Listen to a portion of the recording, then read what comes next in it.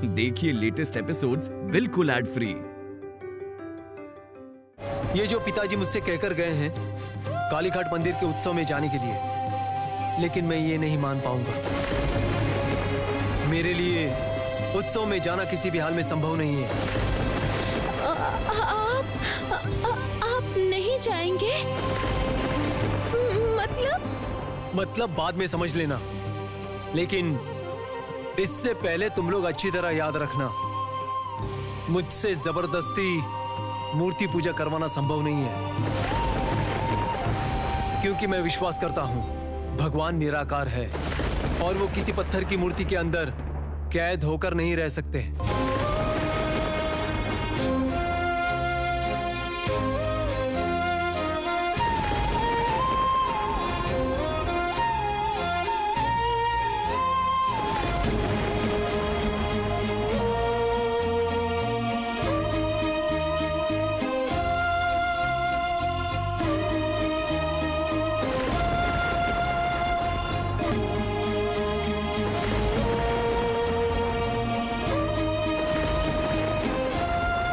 छोटी बहू,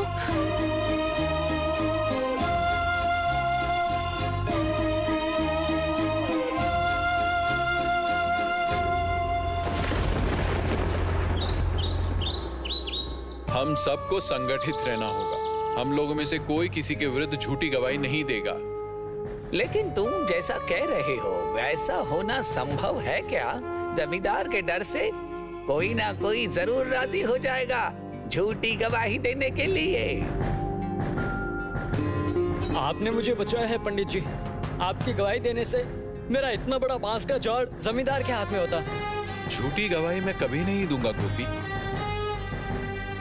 जिस मुंह से भगवान जी की पूजा अर्चना करता हूँ उस मुंह से झूठ बोलूं, उसके बाद क्या रघुवीर मेरे हाथों से पूजा ग्रहण करेंगे? वो जमींदार तुम्हें आसानी से नहीं छोड़ने वाला। वो बहुत शातिर इंसान है, वो रामानंद रॉय। तुमने अगर उसके कहने पे गवाही नहीं दी ना, तो वो तुम्हारे हाथ धो के पीछे पड़ सकता है। जरा संभल कर रहना खुदीराम, और चौकन्ने भी रहना। मुकदमा दर्ज हो जाएगा तो मुसीबत में फंस जाओगे। मुझ पर कोई मुसीबत नहीं आने वाली। मेरे ऊपर रघुवीर हैं, रघुवीर हैं, समझे? वो जैसा मुझे रखेंगे मैं वैसा ही रहूंगा। मेरा डर हो या भरोसा, सब कुछ मैंने रघुवीर के चरणों में अर्पण कर दिया है। वो मुझे निराश नहीं करेंगे, इतना विश्वास है मुझे।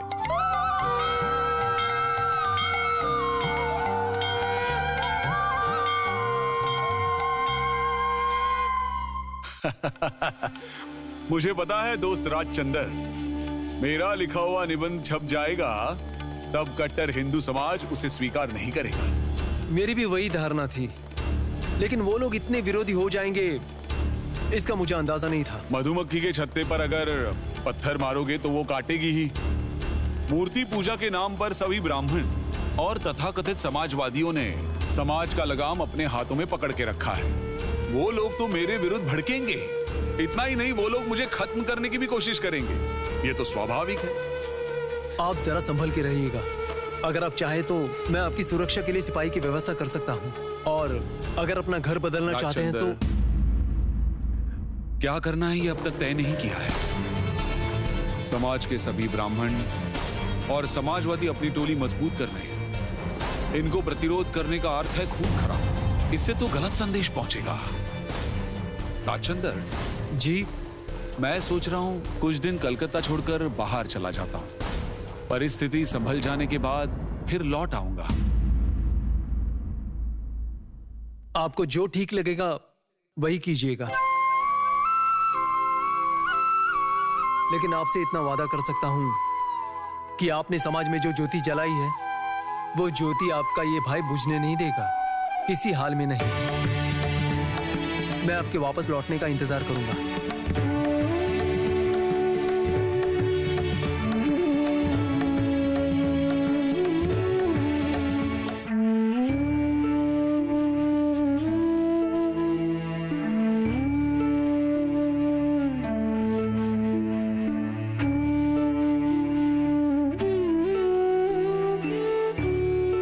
लीजिए, पी लीजिए।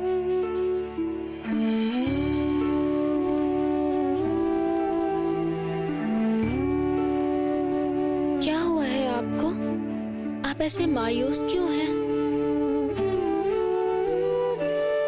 हालात कुछ सही नहीं है रानी। हमारे समाज के लोगों में थोड़ी सी भी इंसानियत नहीं है। कोई भी इंसान अपने मन से कोई बात नहीं कर सकता। ऐसा करने से लोग हाथ धो के उसके पीछे पड़ जाएंगे। क्या हुआ है आपको, बताइए तो। किसकी बात कर रहे हैं आप? राम मोहन बाबू की बात कर रहा हूं। उन्होंने एक निबंध लिखा है मूर्ति पूजा के विरुद्ध में, और इसीलिए हमारे समाज के कट्टर हिंदू ब्राह्मण लोग उनको जान से मारने की कोशिश कर रहे हैं। परिस्थिति ऐसी है कि उनको अपना देश छोड़ना पड़ रहा है। छी छी छी, ये बात हमारे लिए कितनी शर्मनाक है। रानी, मैंने तय किया है कि हमारे इतने सारे महलों में से मैं उनको किसी एक में रहने दूंगा। उनकी देखभाल और सुरक्षा के लिए मैं अच्छे लठेतों की व्यवस्था करूंगा, और इसके अलावा अगर वो कोई महल खरीदना चाहे। पिताजी और नाना जी बहुत गुस्सा करेंगे। वो लोग उनको पसंद नहीं करते हैं, और आप ये सब मत कीजिए ना। तुम पहले तय करो कि उत्सव में कौन कौन जाने वाला है। मैं सबको वहां पहुंचा के वापस लौटाऊंगा। सरदार साथ रहेगा। और आप खुद वहाँ पर नहीं रुकेंगे? क्यों गुस्से में फैसला ले रहे हैं आप? पिताजी की आज्ञा का उल्लंघन मत कीजिए, मेरी बात मानिए। नास्तिक होने का जब इतना ही शौक है तो आप इस परिवार के धर्म कर्म में मत फंसिए भैया। मुझे अच्छी तरह समझ में आ रहा है, अगर व्यापार की बागडोर आपके हाथ में आ गई तो सब कुछ बर्बाद होगा। भाभी, आप चिंता मत कीजिए, मैं सबको लेकर जाऊंगा।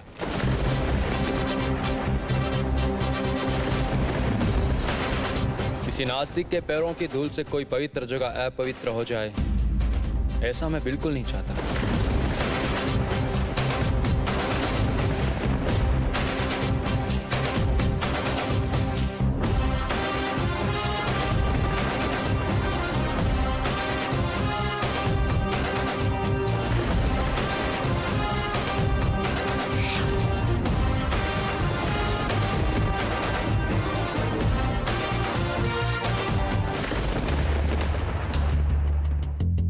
जब मुसीबत में फंसेंगे तब आपको समझ में आएगा भैया, धर्म के विरुद्ध बात करना क्या होता है। जो इस समाज के मुखिया हैं उनका अपमान करना क्या होता है। अरे हिंदू धर्म का आप नाश कर रहे हैं, इसका फल अच्छा नहीं होगा।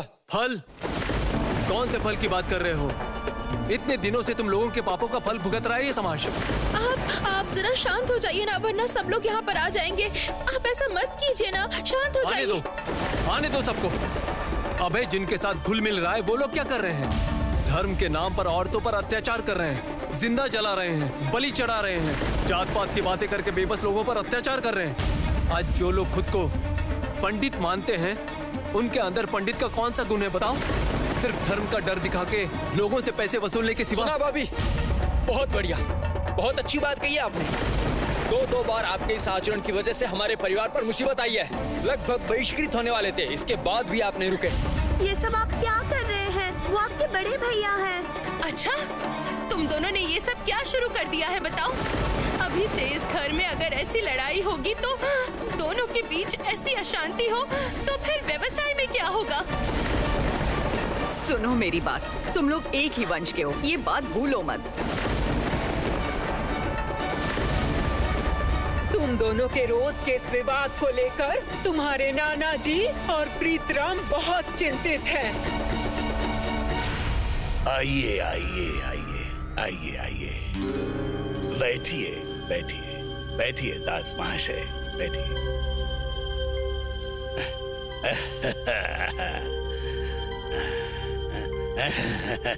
इतनी दूर से चलकर आए हैं, अब थोड़ा विश्राम कीजिए। हाँ, आ जाओ, आ जाओ, आ जाओ, आ जाओ। हाँ, यहाँ रखो। थोड़ा सा नारियल का पान, जमींदार बाबू के लगाए हुए पेड़ का नारियल है, पी के देखिए, बहुत मीठा है। मिश्री का शरबत भी इसके आगे फीका पड़ जाएगा।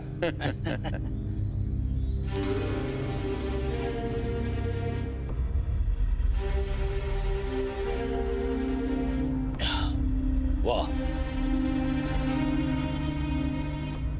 फिर अभी जरा काम की बातें करते हैं रॉय महाशय। मैंने सुना है आप बहुत सारे बांस के वृक्ष बेचने वाले हैं, तो कितने में बेचने के बारे में सोचा है? मैं बांस की निर्यात करने को इच्छुक हूँ। तो वो लगभग 10-12 बीघा जमीन तो होगी।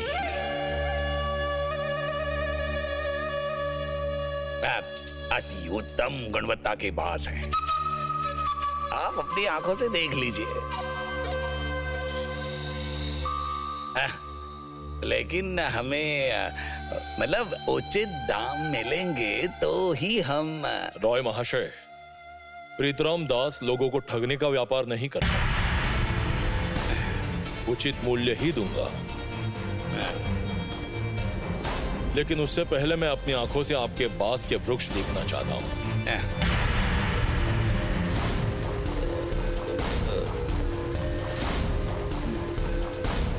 देखिए, मैं मूल रूप से बांस का सामान बनवाता हूं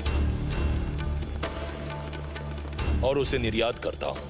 आप तो जानते हैं, हर तरह के बांस का अच्छा सामान तो बनता नहीं, और अंग्रेज लोग बहुत होशियार लोग हैं। सामान अगर अच्छे नहीं बने तो वो लोग, चलिए देखते हैं। आप खुद जाएंगे दास महाशय? नहीं, आप विश्राम कीजिए, मैं अपने कुछ लोगों को भेज देता हूँ, वो नमूना लेकर आ जाएंगे। अच्छा ठीक है, आप अपना कोई सिपाही भेज दीजिए, है ना? वो लोग जाके सारे नमूने लेकर आ जाएंगे। हैं? क्या कहते हो मुनि? बिल्कुल सही कहा है जमींदार महाशय। दास महाशय, मेरी पत्नी ने आप जैसे अतिथि का सम्मान बढ़ाने के लिए अपने हाथों से कुछ मिठाइयाँ बनाई है। अगर आप अनुमति दें तो वो मिठाइयाँ जरा मंगवा लूं।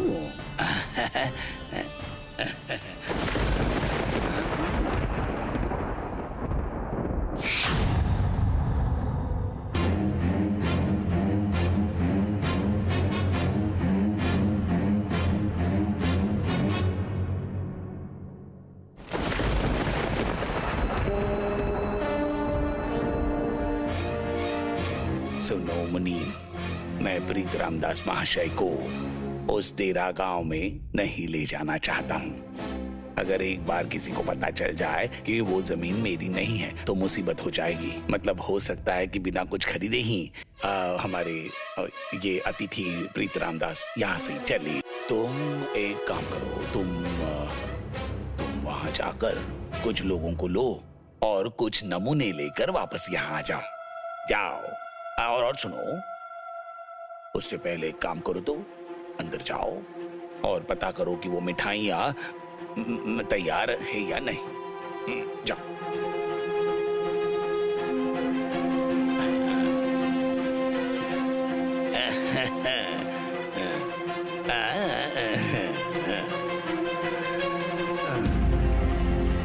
तो बताइए दास महाशय, आपका यहाँ का कारोबार कैसे चल रहा है?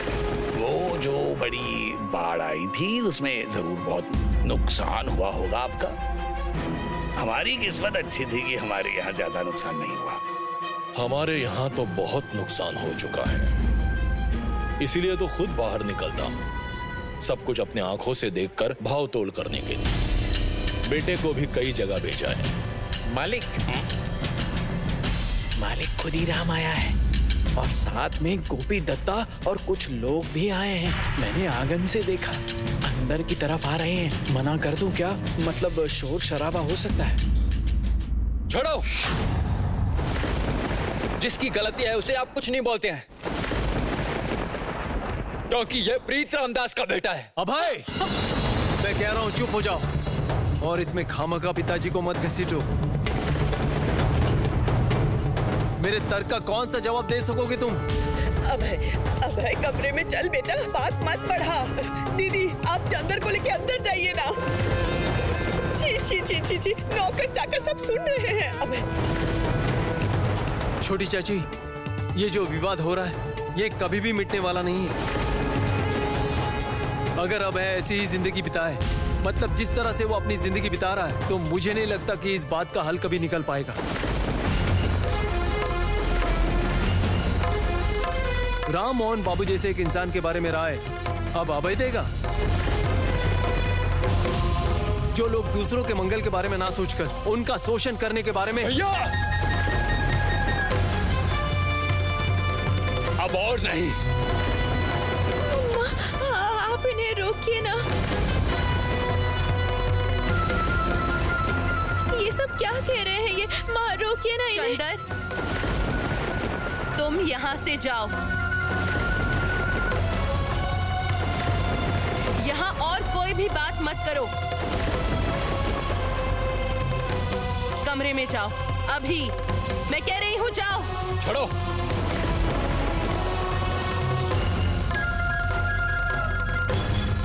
तेरे विचारों के साथ किसी और के विचार नहीं मिलते हैं चंदर। तू क्यों अशांति फैला रहा है? जा अपने कमरे में जा, बात को मत बढ़ा। जा, मैं कह रही हूँ ना, जा।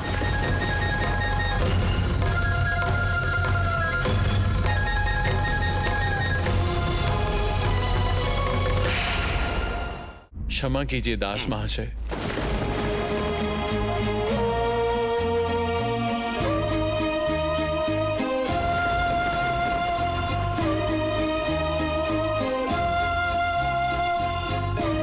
आप सम्मानीय इंसान हैं, व्यस्त इंसान हैं, पता है, लेकिन मजबूरन मुझे इस घर के अंदर आना पड़ा।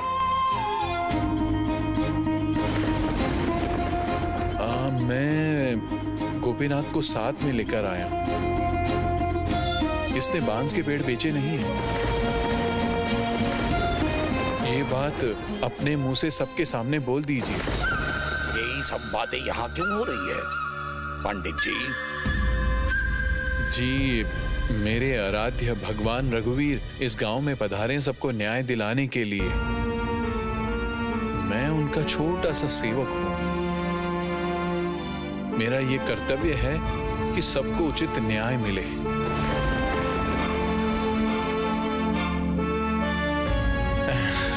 ये लोग गरीब लोग हैं, खेती बाड़ी करते हैं और बांस के पेड़ बेचकर गुजर बसर करते हैं। गलत तरीके से इनकी जमीन हड़प लेना उचित नहीं है। मैं सब लोगों को साथ में लेकर यही बात बताने आया हूं।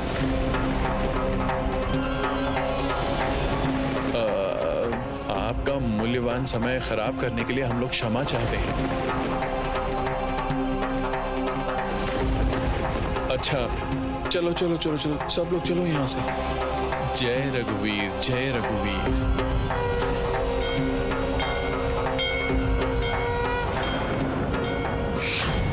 रामानंद महाशय, इसके बाद आपके साथ कोई सौदा करना उचित नहीं होगा।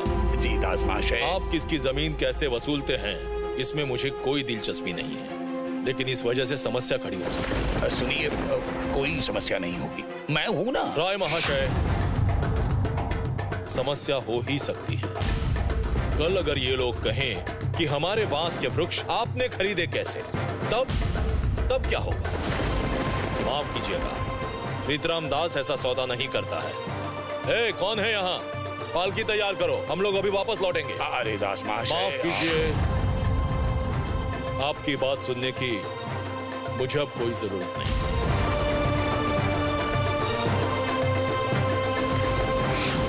मालिक, चिड़िया दाना चुगने के लिए द्वार में बैठी ही थी कि इस खुदीर राम ने पूरे काम पे पानी फेर दिया।